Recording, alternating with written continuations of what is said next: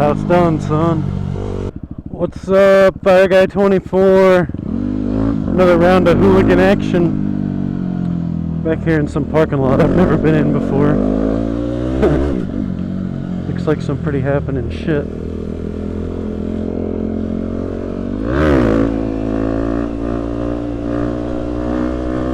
Hey, what's up, Jimmy?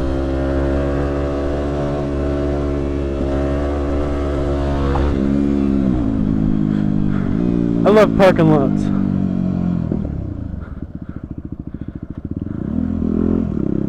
They're like the embassy for supermotos.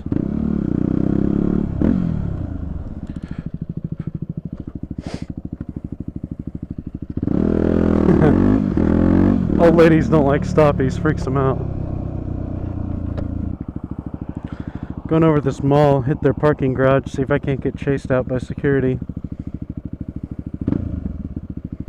Sounds like fun to me. It's starting to get hot down here in Texas. That's bullshit. I don't like the hot weather. That's where coming home and sitting under the ceiling fan drying my balls out comes into play. I won't even talk to you if you're at my house. I get home, I strip my gear off. I'm either in my underwear or naked within a minute. And don't plan on talking to me for about 20 minutes. Because it's hot out. Well, I didn't quite make it to the mall yet.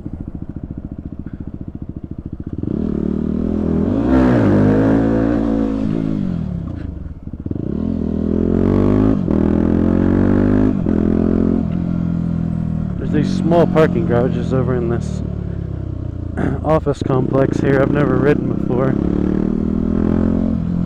Thought I'd check them out. Nothing real special in this one. The stairways are too tight to get down.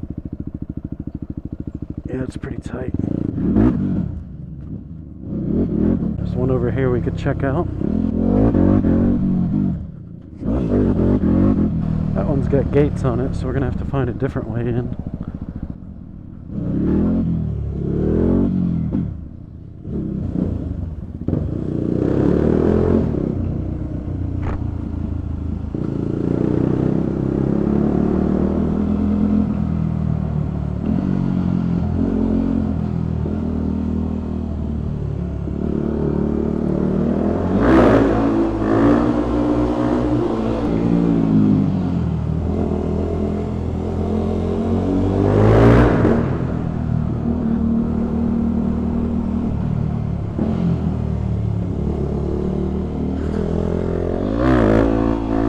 This one's pretty fun.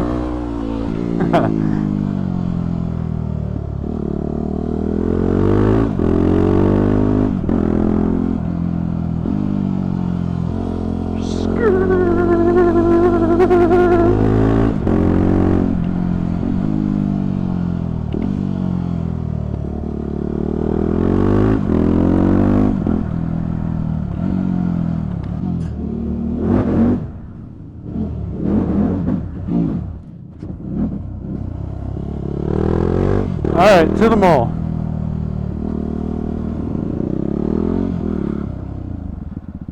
Ooh, that one looks fun.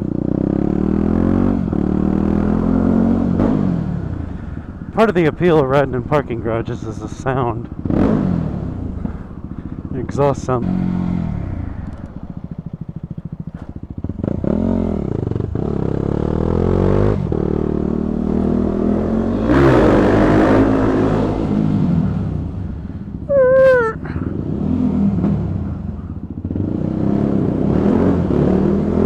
Security.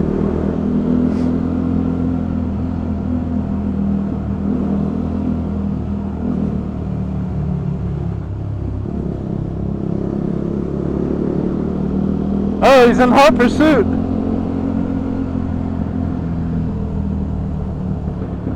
Saying that guy couldn't be up to any good.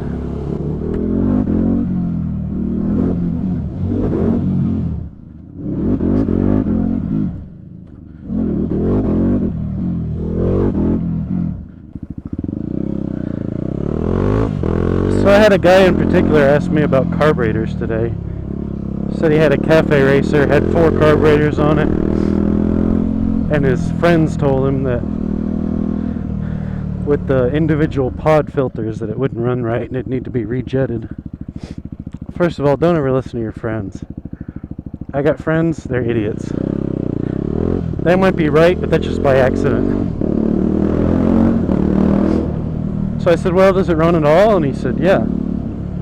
I said, well, you gotta take it for a ride.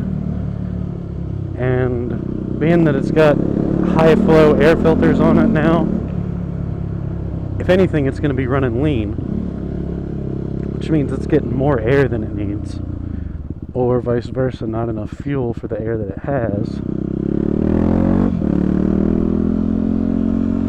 Oh yeah.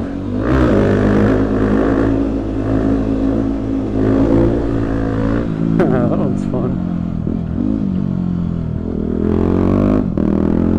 So I said, well, the best way to find out is to get it to where you can ride it. And once you're able to ride it, you'll feel if it bogs out in any certain place, or if it's got any what they call lean pops coming out of the exhaust. And see how it runs in general, and if it does run bad or if it has any little hiccups in it, just kind of remember what you were doing with the bike when it happened, where your throttle position was, whether you're accelerating, decelerating, all that kind of good stuff. And it's pretty simple to kind of figure out what it is that you need if you know how a carburetor works. There's 3 main circuits in a carburetor. I'm going to do that again.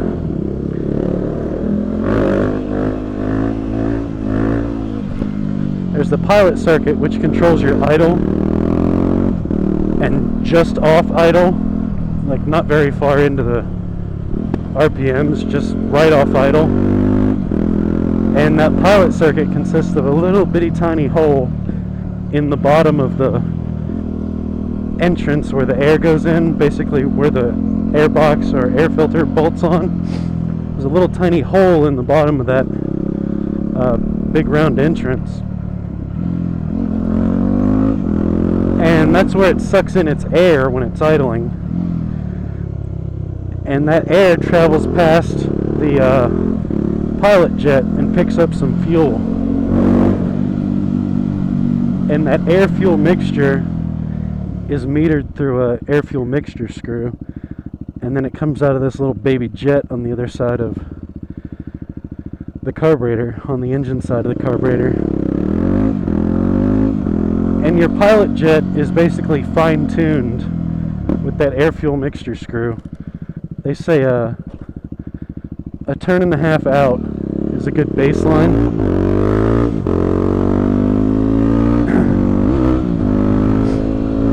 Anything under, like anything tighter than a half a turn, then your pilot jet is too big and you need to have a smaller one.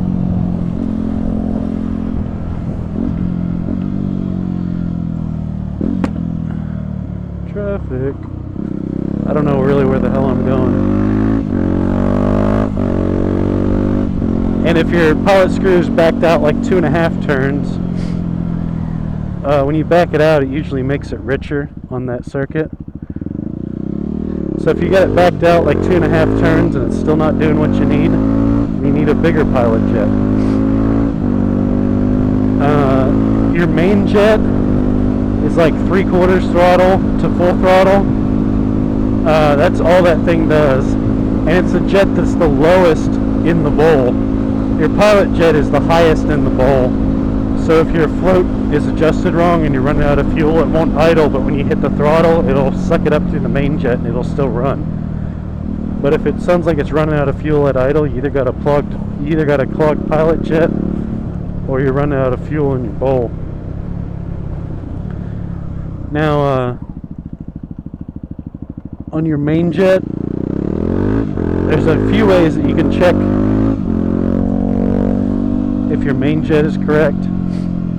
Let's look at your pipe. If your pipe is like red hot when you're revving the piss out of it, if your pipe turns blue after you ride it on the highway or something like that, it's probably too lean. If you go back to your exhaust pipe and it's full of like soot and crap, more than usual, and it's probably running too rich. And your middle range between the pilot and main jet is mostly controlled by this needle, and this needle has a bunch of notches on it, and the needle goes into the slide. And what that basically does is the higher the needle draws out of that main jet, the more fuel it lets through. And if you move the clip position on that needle, it's going to make it run either leaner or richer. All around the mid-range, that needle basically controls your mid-range fuel. So that's the 3 circuits in the carburetor, and depending on how it's running, at idle, half throttle, full throttle, you kind of know what to change or what to mess with. It's really not an exact science, it's just something you learn. And in that guy's case, he had 4 carburetors. So once you get each of the 4 carburetors running correctly, and you need to sync them all, and what syncing carburetors means is you put a little gauge on each carburetor, and when you rev it or when it's idling, you want all the gauges to read the same. And the way you do that is you adjust the throttle linkages individually. There's a main throttle cable. There could be 2, one for vroom and one for not vroom. And you adjust all your carburetor linkages to where basically they're in sync or they're in tune with each other, they're in time with each other, and they're all sucking the same amount of gas and air at the same time. That way one cylinder is not running faster than the rest or that kind of thing. So that's basically the gist on carburetors. It's not too hard. The basic thing is just run the bike. Don't let the bike sit there a lot, because when the bike sits there, it's going to clog up all your jets. And then take care of your air filter. Keep your air filter clean, because if your bike's starting to run rich, your air filter's probably clogged. Because bikes don't just run rich by accident. They'll start running lean when your jets start getting clogged up. But if you run the bike all the time, keep fresh fuel in it. When you're not going to run the bike, if you're going to let it sit for the winter, there's a little plug on the bottom of your bowl. It's either like a big round plug or it's a little screw with the hose coming off of it. Just shut the fuel off in your tank and drain it if you want to, and drain the bowl out. Or just shut your fuel off and let it run till it runs out of fuel. That way your bowl is empty and you don't get shit growing in there while it's sitting. Hope y'all learned something from me. I'm not good at explaining shit usually, but if you know basically how a carburetor works, you can get into fixing it. I'll talk to y'all later.